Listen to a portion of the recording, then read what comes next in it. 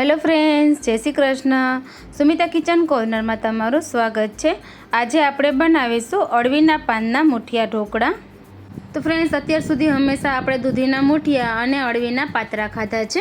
तो आज आपणे कंईक अलग अळवीना पानना मुठिया ढोकळा बनावीशुं, जे पात्राथी खूब ज सहेला अने पात्राना स्वादमां खूब ज टेस्टी बने छे। तो चालो बनावीए वीटा वाळवानी झंझट वगर एकदम सहेली रीते अळवीना पानना मुठिया ढोकळा। जो रेसिपी सारी लागे तो विडियो ने लाइक करजो, शेर करजो और चेनल ने सब्सक्राइब करजो। तो अळवीना पानना मुठिया बनाववा माटे आपणे 15 नंग अळवीना मीडियम साइजना पान लीधा छे। तेने आपणे सारी रीते धोईने कोरा करी लीधा छे। तो पान आपणे थोड़ा फ्रेश अने कूणा होय तेवा ज पसंद करवाना छे। हवे जे पाछळ आ रीते नसो होय तेने आपणे काढी लेशुं। तो नसो कई रीते काढवी तेनी हुं तमने 2 થી 3 રીત बतावुं छुं। तमने जे रीते पसंद होय ते रीते तमे नसो काढी शको छो। तो आपणे कूणा पान लीधा छे तो वधारे नसो नथी, जे वच्चे जाडी दांडली होय तेने ज आपणे रिमूव करवानी छे। तो नाइफना वडे आपणे तेने आ रीते रिमूव करी लेशुं। तो આપણે બીડાવાળીના પાન બનાવીએ ત્યારે આપણે આ રીતે નસો કાઢીએ છીએ। તો આ રીતે નસો કાઢવામાં થોડી વાર લાગે છે। તો એકદમ ઝટપટ કઈ રીતે નસો કાઢવી તેની રીત પણ હું તમને બતાવી દઉં। તો અત્યારે આપણે તેના વીટા નથી બનાવવાના, તેના આપણે કટિંગ કરવાનું છે। તો તમે હું બીજી રીત બતાવું તે રીતે નસો કાઢશો તો પણ ચાલશે, કારણ કે આપણે તેના વીટા નથી વાળવાનું, તેનું કટિંગ જ કરવાનું છે। તો આપણે પહેલાં મોટું પાન, ત્યારબાદ તેની ઉપર આપણે આ રીતે નાના નાના પાન ગોઠવી દઈશું અને તેને આપણે ટર્ન કરી લેશું। आ रीते टर्न करीने वच्चेथी आपणे जे जाडो भाग होय नसोनो तेने आपणे नाइफ वडे कट करी लेशुं। तो आ रीते करवाथी तेनी जाडी नसो बधी ज रिमूव थई जशे, નીકળી जशे। तो एकदम सहेली रीते आपणे एकी साथे 5 થી 6 पानोनी नसो काढी शकाय छे।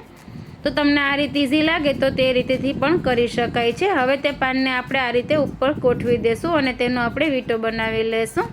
बधा पानने भेगा करीने गोळ गोळ वीटी लेवाना छे। आ रीते टाइट वीटाई जाय त्यारबाद तेने आपणे कटिंग करी लेशुं।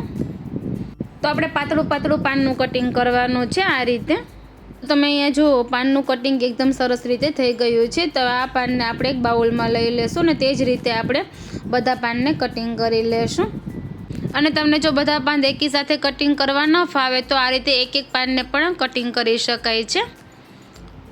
तो आ रीत पण सहेली छे। वच्चेथी पानने कट करीने बधा पान भेगा करीने आपणे जेम आगळ वीटो बनाव्यो ते रीते आपणे वीटो बनावीने तेनुं झीणुं झीणुं कटिंग करी लेशुं।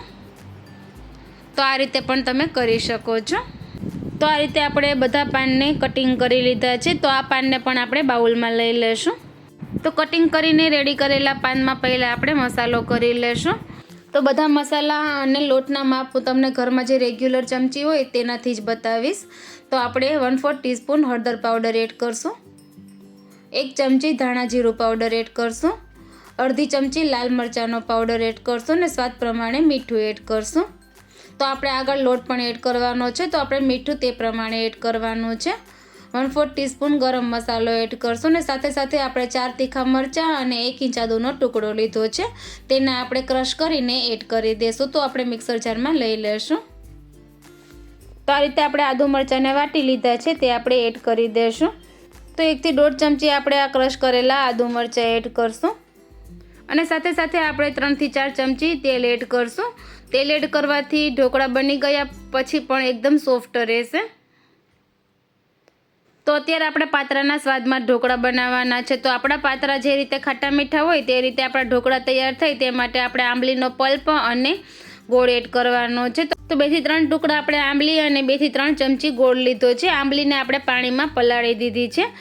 હવે આપણે આંબલીને મસળીને તેનો પલ્પ કાઢી લેશું અને તેને ગળણીમાં ગાળીને એડ કરી દેશું।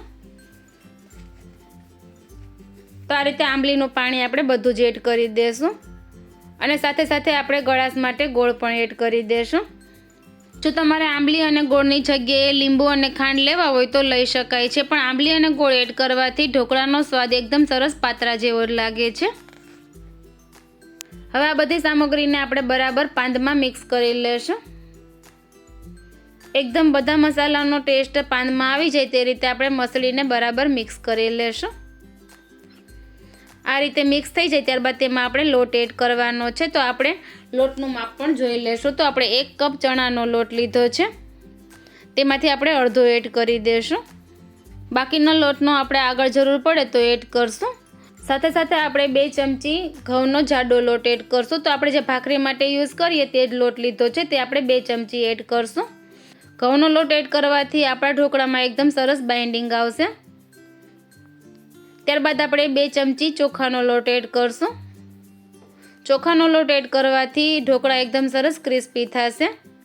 અને આ પાત્રાના ઢોકળામાં આપણે ઈનો કે મીઠા સોડા કંઈ પણ એડ નથી કરવાનું. આપણે તેને એમનેમ જ બનાવવાના છે, તો પણ આ ઢોકળા એકદમ સરસ ફૂલીને અને પોચા તૈયાર થશે.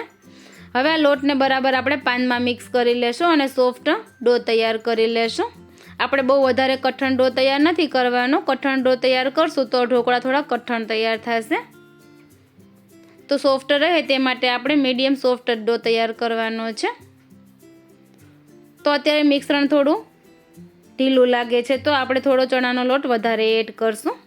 તો આપણે જે વધેલો અડધો કપ ચણાનો લોટ છે તેમાંથી આપણે થોડો એડ કરી દઈશું અને તેને પણ આપણે મસળીને બરાબર મિક્સ કરી લેશું. તો આ રીતે આપણો સોફ્ટ ડો બનીને તૈયાર છે. તો આપણે 1 કપ ચણાના લોટમાંથી 1 થી 1.5 ચમચી ચણાનો લોટ આ રીતે વધ્યો છે. તો આપણે રેડી કરેલા મુઠિયાના ડોને આ રીતે હાથમાં લઈને ભેગું કરીએ તો એકદમ સરસ બાઇન્ડ થઈ જાય છે. તો આ રીતે આપણે ડો તૈયાર કરવાનો છે અને ડો આપણે એકદમ સોફ્ટ જ રાખવાનો છે. સાથે સાથે આપણે મુઠિયા બનાવીએ ત્યાર પહેલાં આપણે સ્ટીમરમાં પાણી ગરમ કરવા રાખી દઈશું. અને મુઠિયા સ્ટીમ કરવા આપણે કાણાવાળી પ્લેટ લીધી છે, તેને પણ આપણે તેલથી ગ્રીસ કરી લેશું. અને સાથે સાથે આપણે 1 થી 1.5 ચમચી જે ડો તૈયાર કર્યો છે તેમાં પણ એડ કરશું, જેથી કરીને આપણે ચણાનો લોટ એડ કર્યો છે તો મિશ્રણ હાથમાં ચોટે નહીં. અને હાથને થોડા તેલથી ગ્રીસ કરીને આપણે મુઠિયા બનાવી લેશું. તો થોડું મિશ્રણ લઈને મુઠિયા આપણે આ રીતે સિલિન્ડર શેપના બનાવીએ છીએ. તમને જે રીતે શેપ પસંદ હોય તે રીતે તમે બનાવી શકો છો. તો આ રીતે આપણે મુઠિયા રેડી કરીને તેને પ્લેટમાં રાખતા જઈશું.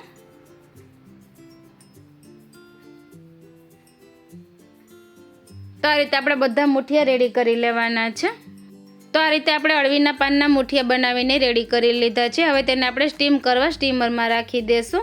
તો સ્ટીમરમાં પાણી પણ સરસ ગરમ થઈ ગયું છે, તેમાં આપણે પ્લેટને ગોઠવી દઈશું અને 10 થી 15 મિનિટ તેને આપણે મીડિયમ ફ્લેમે બાફી લેશું. તો 15 થી 20 મિનિટમાં આપણા ઢોકળા એકદમ સરસ બફાઈ ગયા છે. તેને આપણે ટૂથપીકથી ચેક કરી લેશું. તો ટૂથપીક એકદમ સરસ ક્લીન આવે છે.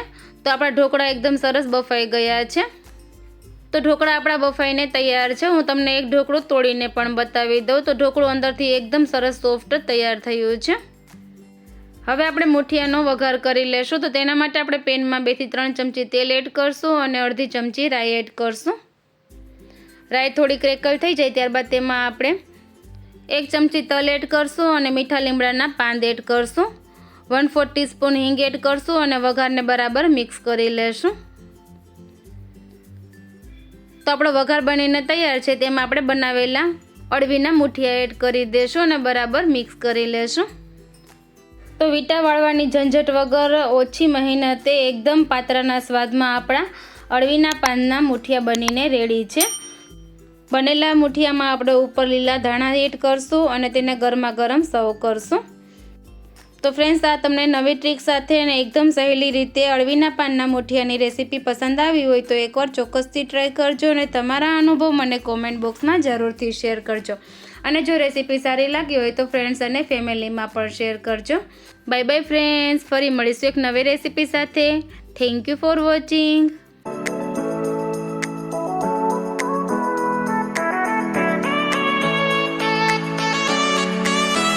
તો ફ્રેન્ડ્સ, તમને મારી રેસીપી પસંદ આવતી હોય તો ચેનલને લાઇક કરજો, શેર કરજો અને સબસ્ક્રાઈબ કરજો અને બાજુમાં બેલ આઇકનને પ્રેસ કરજો, જેથી મારા આવતા વિડીયોની નોટિફિકેશન તમને સૌથી પહેલાં મળે. Bye bye friends.